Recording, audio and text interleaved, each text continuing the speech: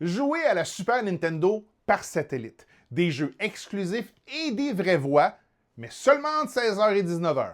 Je vous raconte l'histoire de la Satellaview en 3 minutes.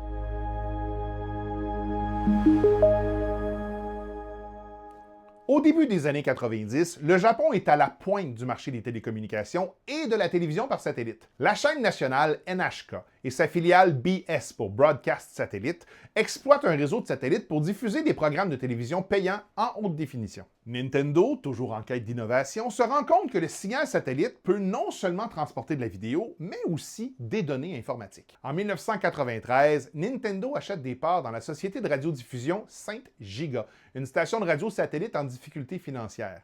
La station diffuse habituellement des sons de la nature, mais une récession oblige une restructuration et Nintendo lance une idée innovante, se servir du canal radio de Saint Giga pour diffuser des jeux vidéo directement dans la console des joueurs depuis l'espace. Lancé en avril 1995 au Japon pour environ 14 000 yens, 150 $ US de l'époque, peu près 350 $ US aujourd'hui, le Satellaview se présente sous la forme d'un ajout qui vient se visser sous la Super Famicom via le port d'expansion mystérieux sous la console qui trouve enfin une utilité. Pour que ça fonctionne, le joueur avait besoin d'une installation digne de la NASA. Ça prenait la Super Famicom vissée sur son socle Satellaview, un décodeur satellite externe, le BS Tuner, une parabole orientée vers le satellite de Saint Giga et une cartouche spéciale insérée dans la console, la BSX Special Cartridge, dotée d'une fente pour y glisser une carte mémoire flash réinscriptible de 8 mégabits, histoire de sauvegarder les jeux téléchargés. Nintendo a beau avoir acheté un peu moins de 20% de Saint Giga,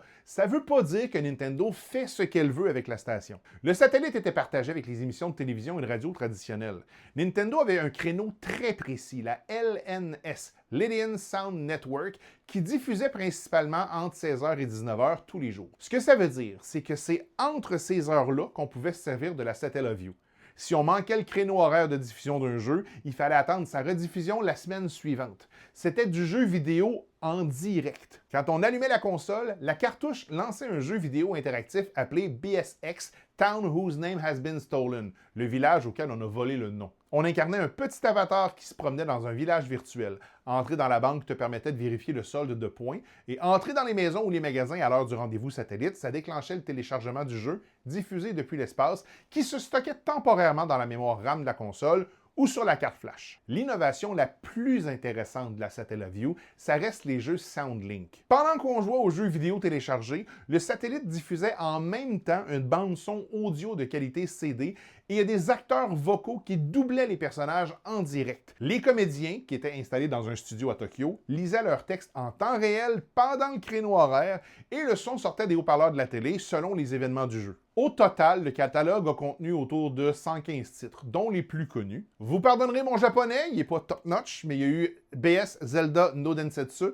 qui est un remake complet du tout premier Zelda de la NES, mais avec des graphismes 16 bits de A Link to the Past, une horloge interne qui déclenchait des événements en direct comme des pluies de météores ou une invincibilité temporaire, et des voix off en direct qui guidaient le joueur. Il y a eu BS Zelda Inishi no Sekiban, qui est les tablettes antiques, qui est une suite directe et exclusive à A Link to the Past, et des versions modifiées et enrichies de F-Zero, Super Mario Kart ou encore Excite Bike. À l'apogée de son service, Satellaview comptait environ 100 000 abonnés pour 45 millions de familles au Japon. Si un peu plus d'une famille sur 3 possède une Super Famicom à ce moment-là au Japon, à peine 1,5% des propriétaires de Super Famicom vont se procurer une Satellaview. Malgré son génie visionnaire, la Satellaview s'était condamnée d'avance pour plusieurs raisons. Premièrement, une sortie trop tardive. En 1995, la Super Famicom était en fin de vie. Il y a la PlayStation et la Sega Saturn qui sont déjà sortis au Japon et qui offrent une perspective 3D et un son CD sans avoir besoin d'accrocher une antenne parabolique sur son toit. Ensuite,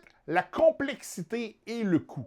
Je vous l'ai dit tout à l'heure ce que ça prenait. Acheter la Satellaview, le décodeur, l'abonnement à la chaîne satellite, puis payer les cartes mémoire, ça ne coûtait pas gratuit pour les familles. Et enfin, les relations entre Nintendo et Saint Giga se sont détériorées à la fin des années 90. La station a refusé un plan de rachat par Nintendo et a accumulé un paquet de dettes. Nintendo a fini par enlever ses billes et arrêter de développer des jeux pour la plateforme en 1999. La diffusion des signaux Satellaview va s'arrêter définitivement le 30 juin 2000. Et comme les jeux de la Satellaview n'ont jamais eu de vente en format physique, il y a des dizaines de jeux originaux qui ont failli disparaître à tout jamais de l'histoire du jeu vidéo. Depuis presque 30 ans, il y a des communautés de passionnés d'émulation qui achètent des cartes mémoire d'époque sur des sites d'enchères japonais en espérant trouver les restes d'un jeu téléchargé qui n'aurait jamais été effacé, histoire de restaurer et sauvegarder ces trésors-là oubliés par Nintendo. Encore une fois, si vous avez appris quelque chose, aimez et partagez. Et en commentaire, c'est quoi l'accessoire de console le plus bizarre qui vous vient en tête?